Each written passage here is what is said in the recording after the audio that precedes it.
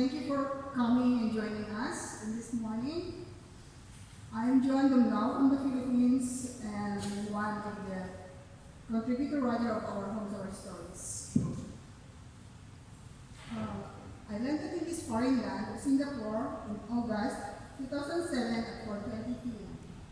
Coming out of the airport, I was stunned straight away with the beauty of the place.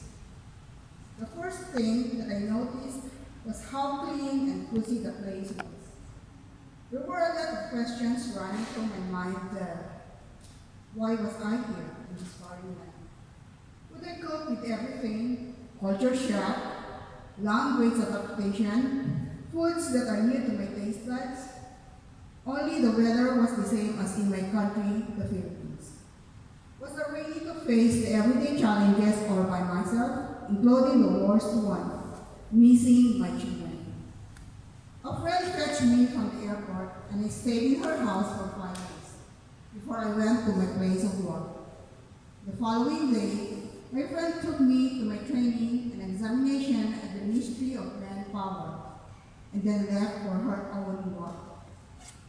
She gave $10 for my lunch to a girl working there, and at lunchtime, I was handed a bucket and it contained rice, a fried egg, a small fried fish, a few ikan and a slice of coconut.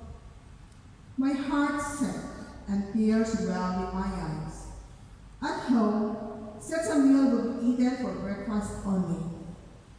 My first job as a domestic worker was with an ama and akon, with their only son, his girlfriend, and a dog. There were a few things that I struggled with. I was only allowed to have my phone from Saturday morning to Monday morning. They did not let me hold onto my own money from the moment I stepped into their house. Ama and my agent asked me to hand in whatever cash and jewelry I had, except for my watch.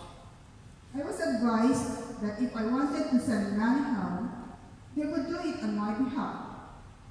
What did they think I was? A no-brainer? They told me only to hand mop the floor, but secretly, when they were not around, I cleaned the floor dancing around with the mop stick in my hand. But the thing that nearly made me faint was when I heard I was going to have no salary for 6 months working there. It was going to be deducted to pay the agency. I had no idea about this. The first 6 months, I would have no day off and only a $20 monthly allowance. I could not do this, so I did not finish even the 6 months with them. Did I give up? No, I did not. I transferred with a different agency's help. This time, I worked for an Indian family that had just recently arrived in Singapore. It was a new struggle, as I needed to learn how to cook their kind of food using so many kinds of spices. But soon, I discovered I actually really liked some of their dishes.